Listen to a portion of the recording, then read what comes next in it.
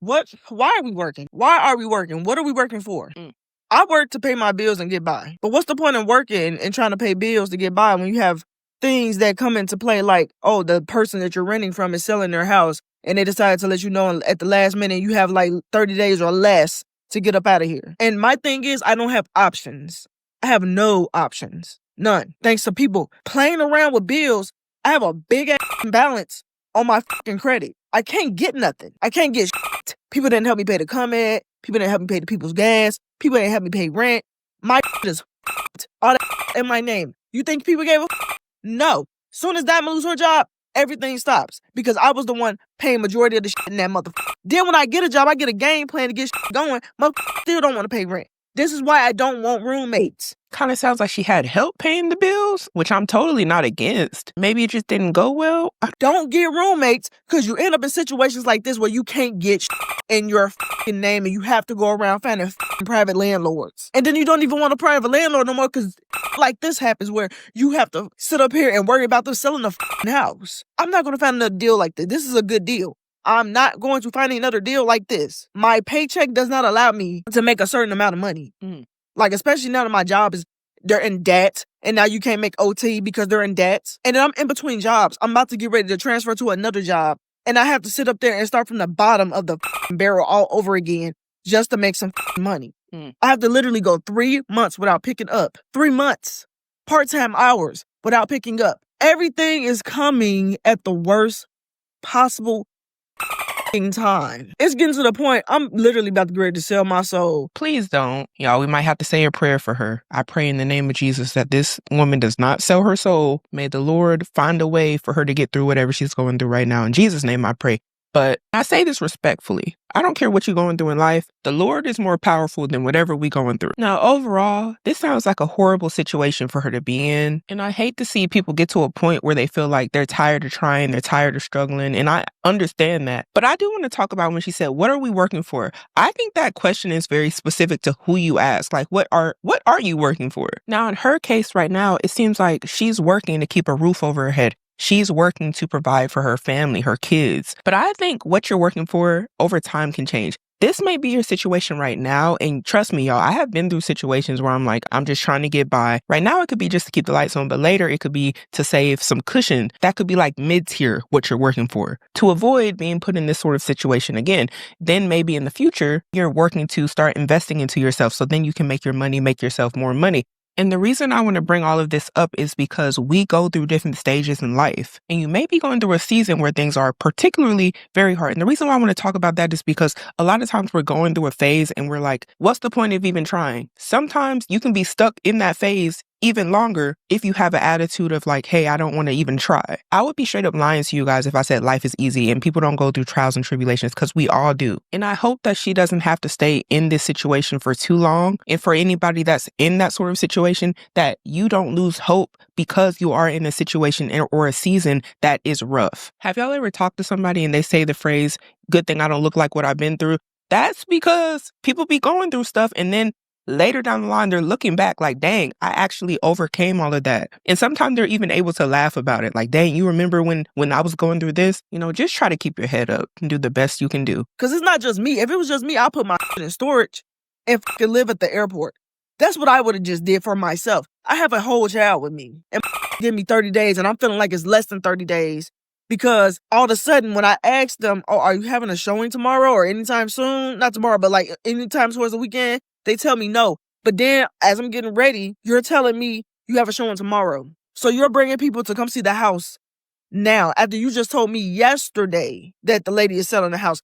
But tomorrow you got people coming to see the house? Now, I don't know if a lot of people know this, but you do have tenant rights and they vary from state to state. So you definitely want to look into what those are according to where you live. As you can see here in California, it requires a 60-day notice. And just for the sake of comparing, as you can see, California and Texas requirements are different. So if you're renting, that's a very important piece of information to look into. And also the lease agreement that you signed, it might have a lot of fine print or things of that sort. So definitely go over your lease agreement very well. Another thing I would say as far as having roommates and paying the utilities, because that's a sucky situation that she found herself in. And we actually reviewed another video on this channel where somebody got caught up in a horrible roommate story. They were on the hook for thousands of dollars. So I would say, y'all, if you can, get this stuff in writing or take these people to small claims court. Otherwise, it's a bunch of he said, she said. Where's the proof? That's the best thing you can do if you have roommates. Get it in writing. It's that quick. You got somebody already interested in buying the house. That's what you're telling me. So y'all had this planned already, and y'all just now telling us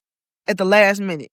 The people upstairs and me, you're telling us all at the last minute. And then you want us to make space and time for these people to come see the house. You're not giving us time to do shit. I don't got time to clean up. I have to put in PTO today so I can stay home and clean up.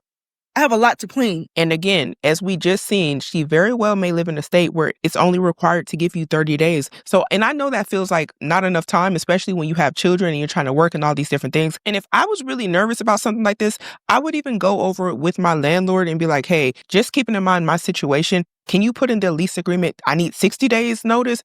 Just in case, because you don't want to be scrambling last minute. But I get where she's coming from. Her feelings are valid, because I'd be like, dang, 30, what I'm supposed to do? Because I have a lot to clean. Because when my sister was here, she dirtied up everything I had. When I had them damn cats that I wasn't getting paid regularly for, they got hair and all types all over my furniture, everything. And I'm going to leave the floor how it is so they can see that water be coming down in the walls from somewhere. I got water stains on the floor. I'm going to leave them there. It's a lot going on now. So the roommate was her sister, and her sister dirtied up the house, and they had a cat. Ma'am, why you ain't check your sister? Why you ain't tell her and the cat need to clean up? I would have took the cat paws. You getting to work too. Because what? And then she said it was leaking. My whole thing is, did they know it's leaking? Because as a tenant, you're supposed to report these sort of things. Maybe she did report it and maybe they just didn't fix it, which ain't right. But y'all would be surprised how many times people will live in a house, break stuff, or there will be things that need to be fixed in the house or the apartment or wherever somebody is leasing, and they won't tell the landlord or the front desk people. See that water be coming down in the walls from somewhere.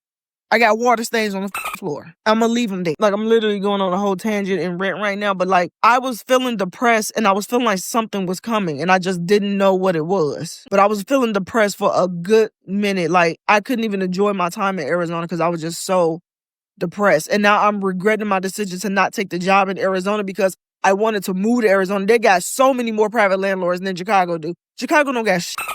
Chicago. Now, this is just according to ChatGPT on Google. It's saying it's at least 30 days. So, like, Chicago is all around this place with people, prices. We're in a recession. Motherfuckers asking for 3 times and 4 times the rent. Like, we're getting paid 3 and 4 times the rent. And then I'm like, I'm trying not to get mad at people that I'm talking to like bringing this up to. Because I know they can't do nothing about nothing, but it's just people that lack the empathy. They don't know how to show emotion and stuff like that. Don't got no words of encouragement. I don't need all that, to be honest. I need someone to help me find a fucking private landlord. I don't think that most people are going to take the time out to help somebody find a private landlord. The best that a lot of people can offer is the empathy because they just probably don't have the time. That's just me being honest. And the truth of the matter is people just simply have their own things going on. So hopefully somebody will help her out, but I just realistically don't think that's how it works for many adults. Like, think about when you're looking for somewhere to live or an apartment or you're looking for a house or a lot of people getting evicted or whatever the case may be. When those people are looking for housing, it's kind of on them. It's on you to figure out where you're going to live and what you finna do next. And I think because she's frustrated, she's like, man, I just need somebody to help me do that. But ma'am, the empathy is about the most you're going to be able to get from some people. I need someone to help me find a fucking private landlord. On my ass is out on the fucking street. Or like a landlord that's willing to take me in, given my circumstances and understanding why the fuck I got a balance in the first fucking place. I ain't like I got an eviction or anything. I have a fucking balance. I can't get shit because of that fucking balance. And I was left with 2 balances. From one apartment because my brother and my ex did not pay. And then from the apartment I had because my ex decided to leave, my brother stopped paying when I lost my job, and my so-called roommate decided he didn't want to pay. And I should have known that he wasn't good on paying bills when we got the other place too. Hey, what? Okay, so the brother and the sister left? What's up with the family? Like, your whole family just left you hanging like that? That's crazy. That's horrible. When you think about, like, who you would trust the most, sometimes you can't even trust your own family to help you out and to make sure they hold up their end of the deal. And according to what she said, she got left holding the bag. And at the end of the day, it's really only affecting her because she's trying to find somewhere to live and she got all these things on there like, hey, I didn't pay back these balances because, oh, this came from my brother or this came from this person or that person. And honestly, landlords don't care nothing about all that. That ain't nothing but a big red flag. That's a whole bunch of, hey, I don't know about you being a tenant. Am I going to make sure I'm going to get my money? I'm going to just tell you right now. A lot of landlords went through it during the you know what. A lot of people wasn't paying them. They were paying the mortgages out of pocket. A lot of people stayed in people's properties without paying. And I just think a lot of people didn't forget about that. I think given certain economies, you have to be very cautious about who you put in your property, because at the end of the day, it's going to end up being on you if that mortgage don't get paid. But let's just say y'all don't know each other. All we really have to go off is what you are presenting to them. And all that they're seeing is, hey, you got all these balances that you aren't paying back. Why you ain't paying back? And I'm not saying she's lying, but I'm saying a lot of people will lie, and they always have a story about why something is what it is. And a lot of those are just lies. They're lies to get their foot in the door. So then when they get in there, they finna do you dirty too. And that's a red flag to a landlord. They don't want a liability, especially if their prices in comparison to what's going on in the market, if their rent prices are good and people are flocking to their property, y'all just got to think about it. I'm just being honest, y'all. Why would they choose somebody that may be a liability over another applicant to work with you? You see what I'm saying? And I still wish the best for her. And I understand her situation is rough, but I'm just saying, this is the real world, y'all. They're going to do what's in their best interest. And this, I can't blame nobody but myself, because I put myself in these dumbass situations trusting people. I really can't blame no one but myself. And I need to start being fucking selfish. I need to start being selfish. It's not built in me to be selfish, but I need to start being selfish. And I'm glad she said that. I know a lot of y'all ain't gonna like to hear that, but she's right. If how she laid it out, if it really went down like that, it's not right what they did. You agreed to pay the rent. You agreed to do whatever it is you said you was going to do. And if your name was in them utilities, then you got to pay them utilities, or it's going to backfire on who? On you. Now, I don't see nothing wrong with moving in with people so you can save some money, but maybe get some stuff in writing, because if you need to sue them and take them to court, like, you gotta have what you need. And it's really sad that sometimes you try to do the right thing, the thing that's best for you financially, and it still don't work out. All you can really do is take it on the chin and move forward. That's about it. You win some in life, you lose some. But I still feel bad for her, y'all. Cause she got children, and I'm pretty sure she had roommates, because the cost of living for her probably was a little too much. I be selfish for the wrong reasons and not selfish for the right reasons. Like, I'm just tired. Yeah. I'm truly tired. I'm tired of working and busting my ass and killing myself to make ends meet. I'm tired of trying to handle business that's not even just my business. Like, I'm tired. I mean, taking care of crazy people that got me in a predicament. I'm just tired, bro. I'm fucking tired. And I don't get no break. Being in Arizona, that was not a fucking vacation. I was really out there on business. And most of the time, I just stayed in the Airbnb, trying to make a decision on whether or not it was a good move. It might be. I'm exhausted. I'm tired. And you know, the Arizona thing might not be sounding too bad right about now. Sometimes moving to another state, it's better for a lot of people financially. They're able to find better rent prices and things like that, better job opportunities. I feel like, hey, if you ain't got nothing to lose and there's more opportunities in another area, why not? Seeming like it's not working out that well where she is. And that's really unfortunate. But y'all, I want to know what you think about all this down below. Have you been feeling similar lately? Like, what is the point of working if you can just become homeless at the drop of a dime? Did you relate to anything that she said in this video? Have you ever went through a time in your life where you felt like things were just absolutely horrible, but then you were able to look back and be like, man, I came a long way and I'm not in that situation anymore? And the reason why I'm asking that is because a lot of people feel like that. So share your stories down below, but we have to start making better decisions today in order to have a better future.